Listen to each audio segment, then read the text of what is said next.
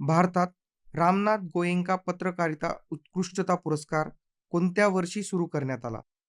हा प्रश्न याआधीही SSC 2020च्या परीक्षेमध्ये विचारला गेला आहे. चला तर या प्रश्नाचे पर्याय बघूया.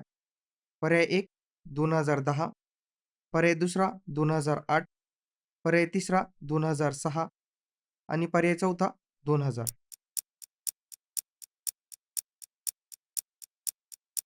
या प्रश्नाचे योग्य उत्तर आहे 2006.